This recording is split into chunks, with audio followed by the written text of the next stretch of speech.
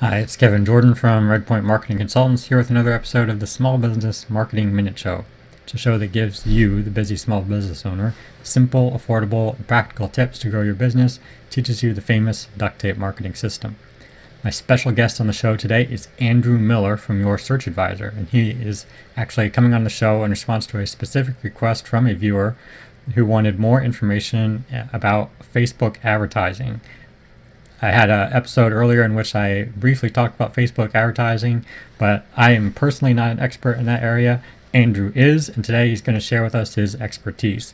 And I apologize in advance that this episode is somewhat longer than my typical episode, but Andrew really had a lot of good information to share, and I felt it was worth the time and worth your time to hear it from him. So let's hear what Andrew has to say. Andrew, thanks for coming on the show. Yeah, thanks for having me. Glad to be here. Why don't you start by just telling us a little bit about your business in your own words so people have an idea of what you do? Sure. We are a 7-year-old pay-per-click marketing company. We run ads on Google, Yahoo, Bing, Facebook, anywhere we can buy pay-per-click advertising online for our clients to generate sales and leads through digital channels. So we're based in Richmond, and we work with clients in B2B categories, home services, anybody that needs sales leads or online sales. All right, great.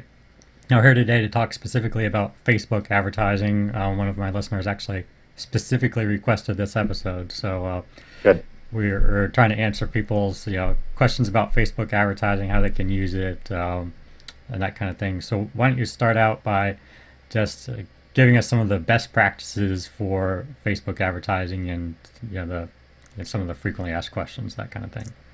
Sure. And for those of your viewers that are already using Facebook ads, I'm sure they're aware of the potential and the opportunities there. But I'm guessing, as we've experienced, 90+% of marketers are not yet using Facebook ads, and I think it's really one of the undiscovered and untapped resources in digital marketing.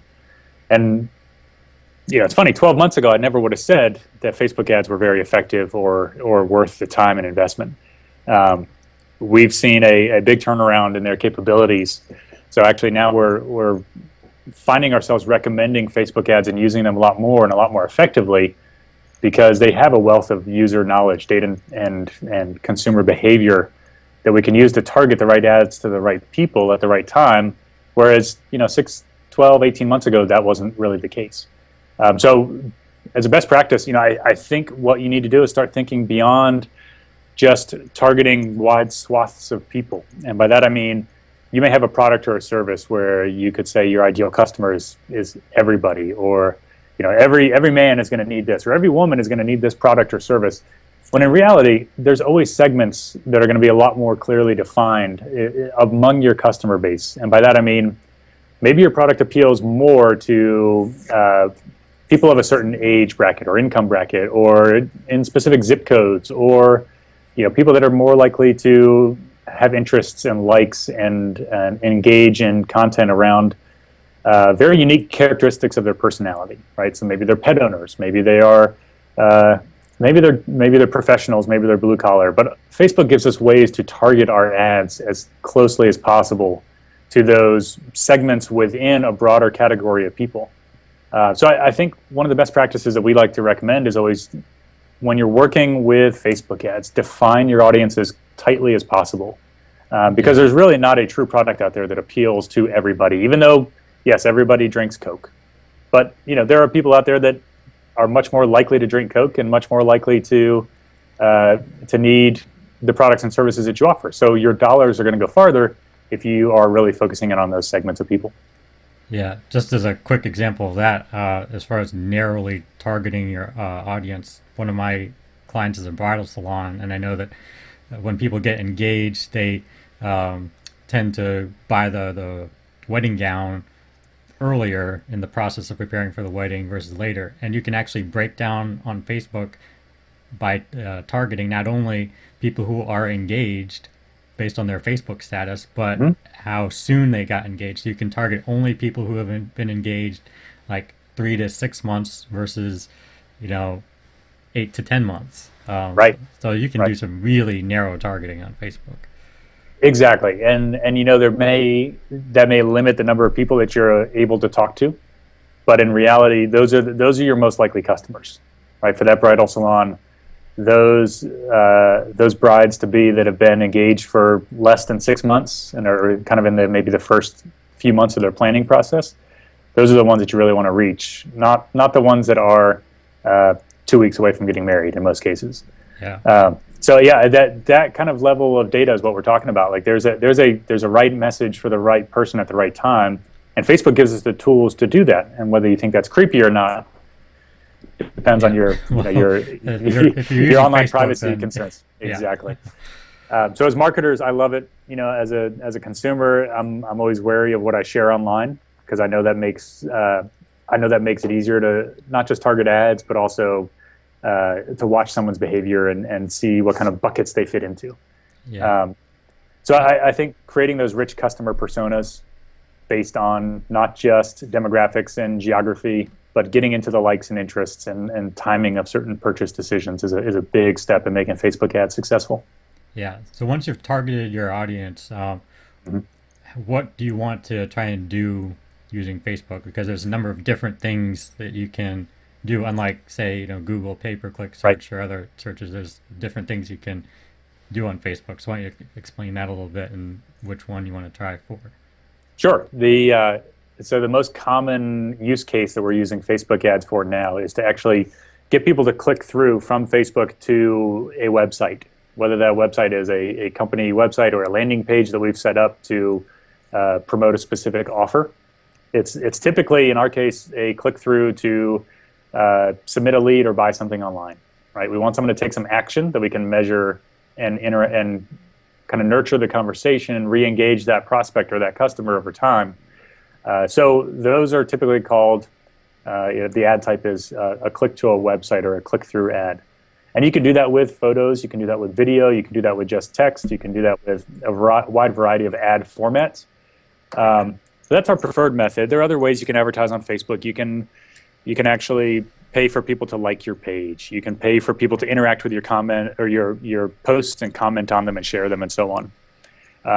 But typically, since we're doing more direct response marketing and we're looking more for a cost per lead or cost per sale or cost per acquisition of some point with our marketing efforts, we're typically focused on getting people to a specialized website to redeem an offer. Right.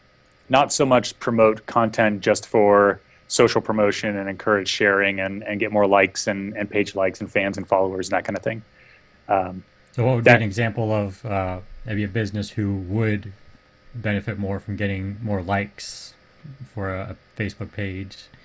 So that's an interesting question, because there are a lot of changes happening in the Facebook world in the last 3 months, where you've probably read Facebook is really decreasing the amount of organic reach that a brand or a page can have online. And by that I mean organic reach are the number of people that follow you that actually see your posts. So if you are a brand and you have 10,000 followers on Facebook, typically now, when you publish something on your wall, only maybe 2 to 5% of your followers are actually seeing that in their newsfeed. Facebook is user algorithm to determine what's relevant and what's interesting to people. And 95+% of cases, most brands and most marketers are not going to make the cut in getting in someone's newsfeed, because as a Facebook user, I'm more interested in what my friends and family are doing rather than what Home Depot happens to be doing. Right. So the difficulty is people that want to increase their fan base and their reach are certainly able to go out and buy more page fans, but I would also make sure that you're looking at the value of those fans and followers over time, because it's a lot harder now to engage with them organically or socially than it used to be. So back to your question, the ideal use case for building a fan base would be people that have a lot of content to promote. So if you want to build leadership, you want to build readership and an email newsletter subscriber base, or you're interested in more promoting content rather than directly selling services or products, then that's a great way to get your name in front of people and get people onto your page to like what you have to offer, and then you can reach back out to them. Right. So we use it more for content-based purposes rather than lead generation purposes. Got it. So we've covered the best practices. How about some common mistakes that you see a lot of people making when it comes to Facebook advertising? Sure. Sure. So there's two big ones that we see the most, and one is not really recognizing and taking Facebook's pricing model into consideration. So Facebook, just like Google and the other major pay-per-click networks, is charging you a cost per click in most cases. So you may say, because it's an auction model, I'm willing to pay 50 cents or 25 cents or $1.50 every time someone clicks my ad. On Facebook, the dynamic changes a little bit because there are a lot of different types of interactions and clicks that can happen on an individual ad. So you'll have your post that shows up on your wall. It shows up as an ad on people's news feeds. But anytime someone likes that post, comments on that post, shares that post, or clicks through to the photo or the video embedded in that post, that's going to count as a click, and you're going to get charged your 50 cent or your dollar bid or some portion of that. So not every cost per click platform is created equal, in that a click on Facebook is going to also encompass all the social interactions that people are taking on your ad. So you're going to end up actually paying more on a cost per web click basis or website click, and that's basically if you spend $10 on Facebook ads and $9 of that is just people liking and sharing and commenting on your ad, and $1 of that is people actually clicking through to your website. Well, you've actually spent $10 to get one person to click through to your website. And right. So you really have to pay close attention to what you're paying for on Facebook. So one of the big mistakes that we see is people assuming they're paying for 1,000 clicks, that's 1,000 people to their website, and that's not the case. That's probably 200 people to your website and 800 people that have liked your post. Got it. And one of the other big things that we see that people tend to overlook when they're setting up Facebook campaigns is how often and how frequently we need to test new creative. So I'm a reluctant Facebook user. I've been on it for several years, and I get tired, just like anybody else, of seeing the same things show up in my news feed every time I scroll through once or twice a day. Same thing works for ads, right? Your ads are going to be very effective and most effective in the first probably 2 to 3 days that you have them active. Much longer than that, depending on the budgets you're running and the frequency you're running, much longer than 2 or 3 days, your ads are going to start to get worn out, and people are going to start clicking on them less, and your costs are going to go up for each of those clicks. So one of the big mistakes that we try to correct and solve for is how often do we need to rotate in fresh ads? Sometimes that means changing an image in the ad. Sometimes that means changing the copy in the ad or the offer, or just targeting new people. It can also mean you run your ads for 2 or 3 days, take 2 or 3 days off. Run your ads for 2 or 3 days, take a few days off. So that pulsing strategy also helps keep your creative fresh, and it doesn't get worn out as quickly. Very similar to that, I think one of the big concepts that plays nicely into this creative rotation strategy is also a testing strategy. So it's not enough anymore just to upload one ad and think, just because we have an ad on Facebook, people are going to click on it, come to my website and buy something. What we don't know up front is, am I presenting the right offer to people? Is a buy one, get one free offer going to work better than a 50% off offer? And if I'm a retailer, they're the same thing. It doesn't cost me any more to give something away, buy one, get one free, as it does to give 50% off of one unit.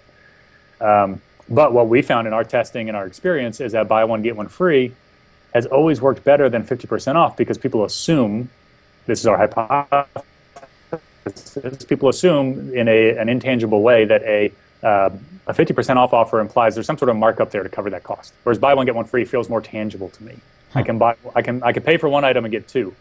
And that has proved itself over and over again, whether we're helping clients sell windows or home services and all different types of products. It's just a consumer mentality thing that we never would have known had we not tested side by side the different offers. So kind of reading between the lines, what I'm hearing you say in all these common mistakes is that people are looking for quick results and forgetting and not realizing that anytime you start a new campaign, there's going to be a period of testing and tweaking where you may not get any results while you're figuring out what works and what doesn't work. Right. Yeah. There's always that short, called like the honeymoon period, where your ads are up and running for 2 or 3 days and they look great and they're going gangbusters and everybody's happy because you're checking in on your ads for 2 or 3 days and you think, this is perfect. I'm getting the results I want. I'm just going to let it ride, and you forget about it for a couple of weeks because we all get busy with our businesses and you're not checking in on it as often. And what you realize when you check in, 2 weeks later or a month later, is that those ads did great for 2 or 3 or 4 days or maybe a week, but then they really fell off and you started paying more per click and you got less relevant traffic and you started converting less and you have a higher cost per acquisition. So our strategies are all built around testing frequently, figuring out, where's that drop-off point in terms of click-through rate and conversion rate, and how do we actually proactively get new ads out in front of people based on what worked well and what didn't work in the previous round of testing. So that's it falls under the common mistakes and best practices. Got it. So do you have a quick case study you can share with us about someone who's had a little success with you in Facebook advertising? Mm-hmm. So we have a client here in Richmond. It's a home services category client. They do everything from electrical repair and installation to plumbing and heating and all the HVAC services, and they do a phenomenal job. We've been using them for years before they even became a client in our house.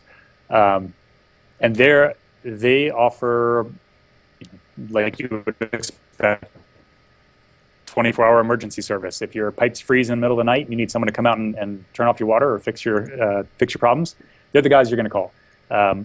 They also sell higher end products like home generators and new HVAC systems that are bigger ticket items, right? These could cost anywhere from $7,000 to $10,000, maybe $15,000, and that's not something people are going to just whip out a credit card and buy because they saw one ad. Right. So we've used Facebook ads to sell those bigger ticket items like the new HVAC units or the home purification systems or the home generators, the big trunk-sized home generators you're going to have installed on the back of your house that kick on the moment the power goes out. So they're always standing by at the ready to power your home when the power goes out. That's not an impulse buy for most people, and we recognize that. But what we found is that there are not a lot of people that are at any one moment searching on Google for home generators, right? It's not top of mind until there's a storm and until the power goes out. And I think that's it. That's the last time I want my power to go out. I'm never going through that again. I'm going to buy a home generator. And we do well after a storm, unfortunately, or fortunately for the client. Yeah. We help them sell a lot of generators after a natural disaster and after storms. What we were looking for is a strategy in the downtime. When it's cool, calm, and nice weather, we needed to help them sell more generators.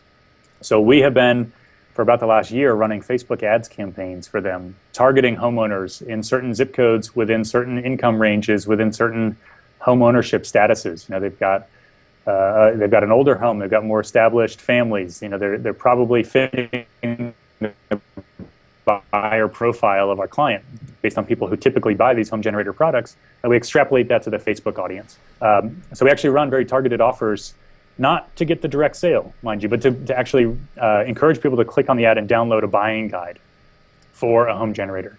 And so they come to landing pages that we've created that allow them, just in exchange for an email address, to download a buying guide that tells them everything they need to know about a home generator, right? It's not something they need to buy today, but if it's something they're thinking about, and then maybe it's in their, it's a new year and they think that's something they want to invest in this year, we all of a sudden get their email address. They've got our buying guide in their hands that we've produced for this client. But just as importantly, that email address goes into an email nurturing system where we use email marketing to reach back out to that prospect over the short term. So over about a 4-week period, they're getting anywhere between 7 and 10 emails that are customized to their needs, right? So they're based on useful content rather than direct sales methods. Right. And then beyond that period, they're actually, the email campaigns switch from a more passive, here's some content and useful information, to a more active, weather-based and actually weather-triggered campaigns that say, there's some winter storms rolling in. This is another time when we can offer you a discount on home generators before our phone lines get slammed. Because once a storm hits, we're going to be booked solid for about 3 months. Right. Installing generators. So we've actually taken what we've seen in terms of seasonality and weather patterns and trends from our Google search campaigns and tried to translate that to a more proactive outreach on Facebook. And it's actually working quite well, where we've married the unique, rich demographic targeting that Facebook allows with the long-term email marketing and nurture sequences that more direct marketing channels allow for. So, even if you're selling cars or houses or generators, you don't need to think of Facebook as an impulse buy, because you're never going to you're never going to get someone to buy a big ticket item directly from a Facebook ad. Right. But you can nurture that lead or nurture that prospect for, 2 weeks, 2 months, 2 years, until they do become viable, until they do need you, and then the return on investment is there. This has been a home run for the client, and so there, now we're in the case where we're actually rolling out that same philosophy and that same methodology to other lines of business. So home security and home automation and indoor air quality, and they can't get enough of it because we've shown that can help them sell a $15,000 item repeatedly and predictably. Right. Sounds like something right out of the duct tape marketing playbook, getting someone to know, like, and trust you, moving them through the marketing hourglass. These are things that all my listeners and viewers are familiar with. So Exactly. I think you're speaking their language. All right. So if people are interested in learning more about how you in particular can help them with online advertising, especially Facebook advertising, where do you want to send them for that? So we're online at www.yoursearchadvisor.com. And we're friendly, we're helpful, and we try to be as transparent as we can. So we're always available to answer questions, talk through ideas, strategies, and encourage anybody that is interested in learning more about Facebook advertising to get in touch, and we'll help you as best we can. All right, and Andrew's been working with one of my clients on Facebook, LinkedIn, and Google Ads, and they've been doing a great job, so I highly recommend you check out his services, and we'll make sure to put that link in the show notes and blog post for this episode. So, Andrew, thank you very much for your time and sharing your knowledge with us today and coming on the show. Thanks, Kevin. Looking forward to doing it again someday. All right.